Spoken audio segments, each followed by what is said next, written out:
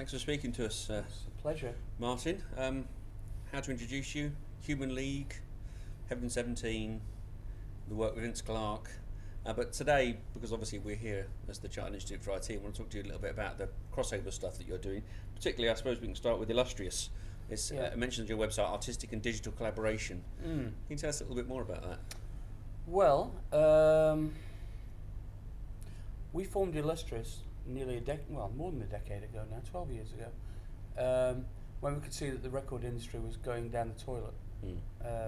Particularly record production, the budgets were getting lower and lower, and the kind of jobs that I was getting offered as a record producer were getting worse and worse. It was more like a kind of boy band stroke X Factor thing. So that's not where I wanted to be in my life, and I couldn't envisage a future where I was scraping a living from doing something I hated. Yeah.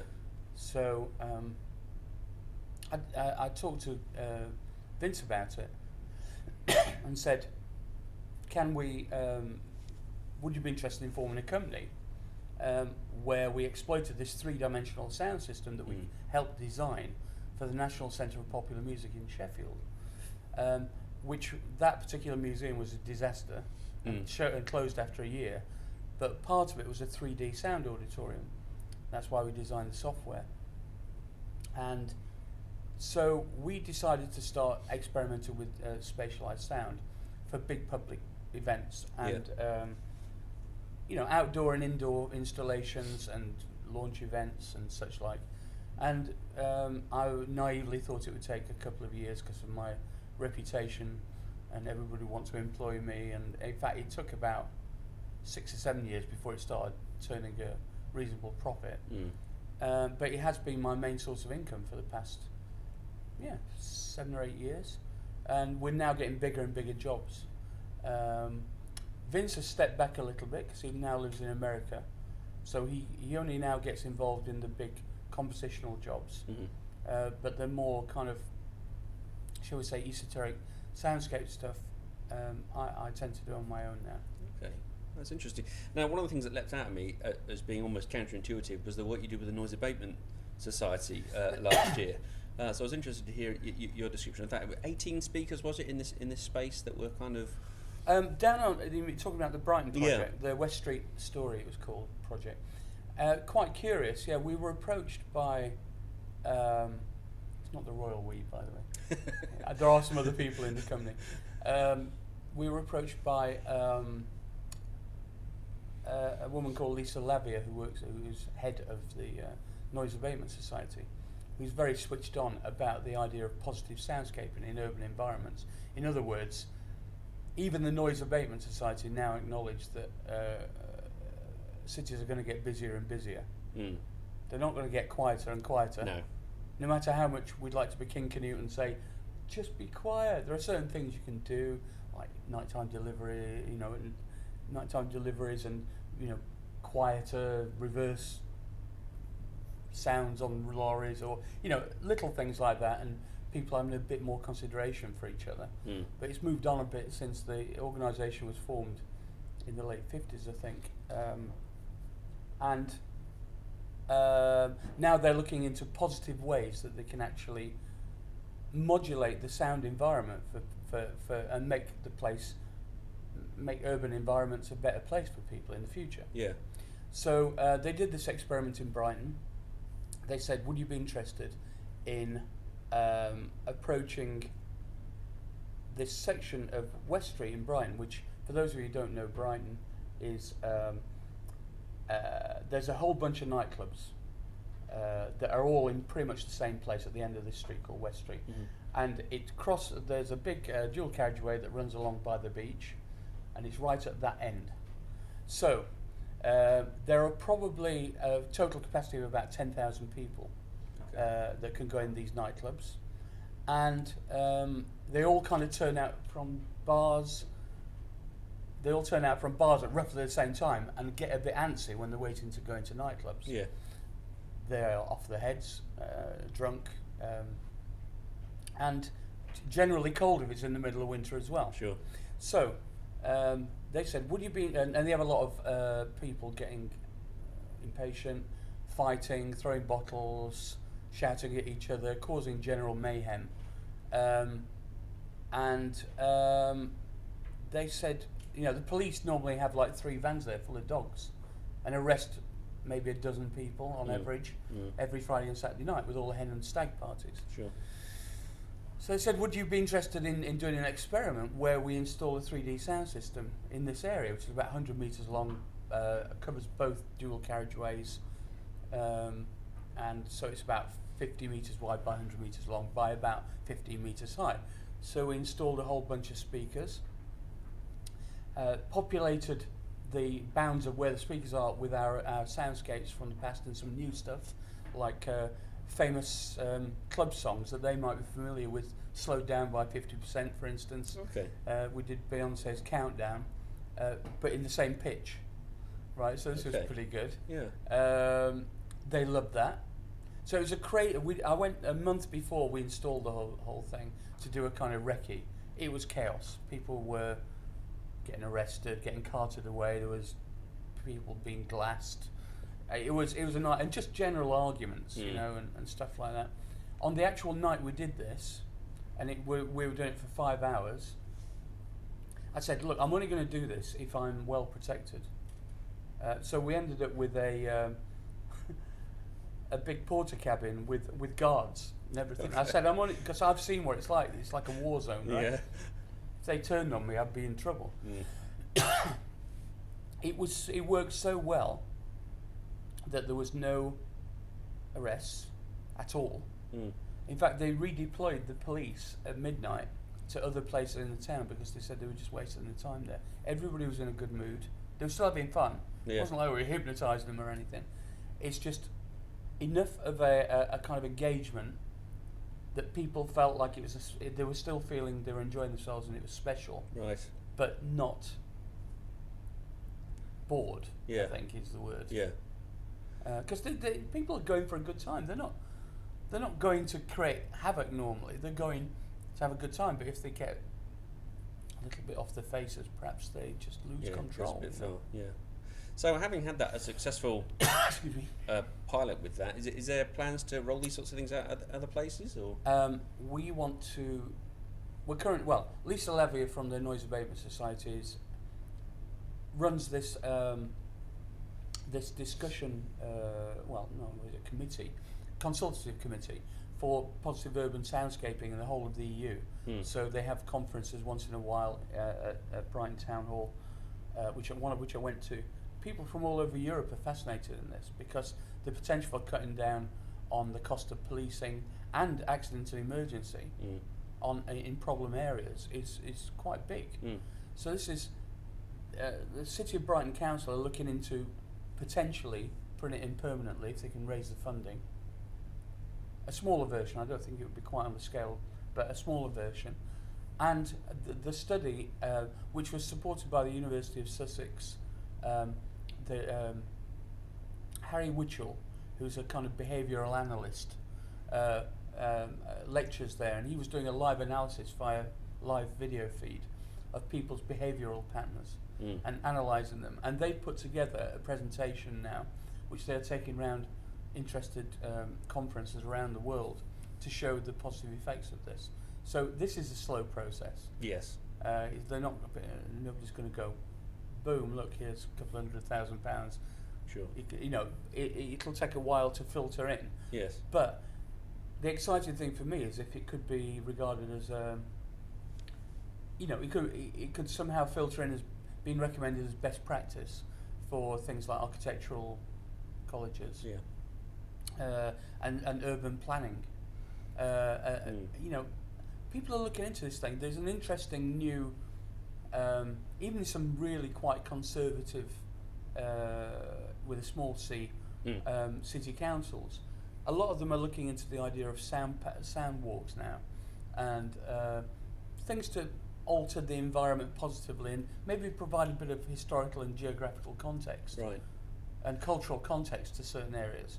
And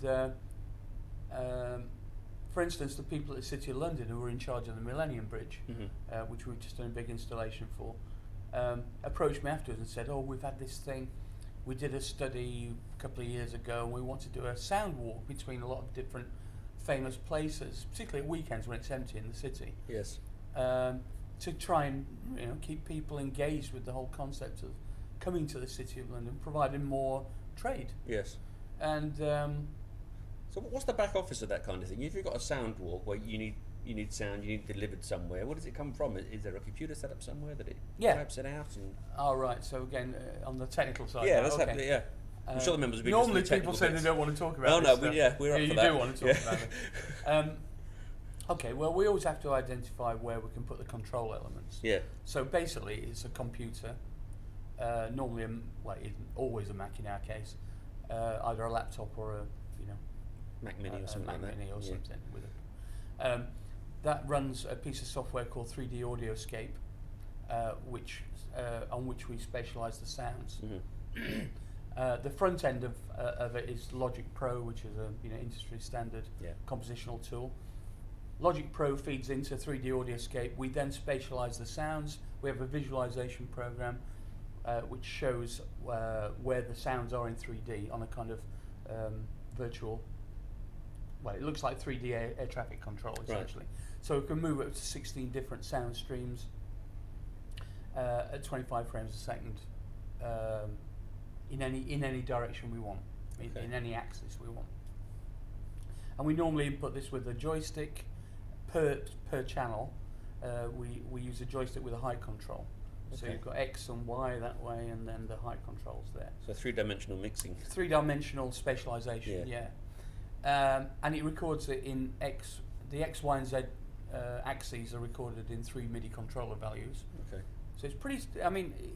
Technically speaking, it's pretty straightforward. It works on the principles of ambisonics, which have been around obviously for quite a while now, 3 or 4 decades actually. But the cool thing about our system is, and I'm not entirely certain to this day because it's all a bit black magic to me, but it's not just simple ambisonics, because the problem with ambisonics is you need to be slap bang in the middle for it to work properly. Yeah. This is, I believe, a combination of level panning and ambisonics, so you get the best of both worlds. So you can actually witness the scene in 3D, even from the edge of the field. You don't have to be in the centre of it. Okay. So for instance, we've done some projects with the Royal Ballet where we had to, the only place we could put the speakers was actually behind the audience. Not behind, on the balcony in front of the audience who were sat on the balcony. Okay. And then obviously it works brilliantly for the stalls, but we were a bit concerned that what's going to happen to the people who are sat behind where the speakers are, but they actually could witness it from the outside of the field as well. So we've done stuff in all kind of shapes and sizes. The great thing about our software is you tell it where the speaker locations are. So for instance, we would have we have a production facility in at Brixton Art Space on Brixton Hill, which is owned by Paul Gillier on Acoustic Design, who actually own the software. And that room is actually a scale replica of the original room in the National Centre for Popular Music. Okay. So it's got 2 rings of speakers, one high, one low, and within the confines of that, that's our production suite. Yeah. So we make all our stuff there, and then when we go to, I don't know, it could be like, for instance, Millennium Bridge, we just tell it the locations in relation to an idealised listening position in the middle. We tell it in meters how far away the speakers are from that person, that idealised location in the middle, in every axis, and then the program computes a new sound field. Okay. So in other words, if we were touring a particular production, you'd literally just have to enter these new coordinates every night. Oh. So it's very clever. It takes about 5 minutes to re-render the space, and then Robert Shivada's brother. Yeah. That's very interesting. Is there potential, do you think, to use this in other applications where it might require live mixing in the field, as it were? We've done it. I've done quite a lot of 3D DJing. Okay. I did Fabric. We enhanced the system they got in there, which was a big Function 1 system, I think, with an extra layer of speakers, and so what we normally do with a live stereo feed, for instance, from a DJ desk, DJ rig, is we did experiment first off with moving both sides of the stereo around with a joystick, and people tended to fall over when they were dancing because the kick drum just disappears, if you're in the wrong place.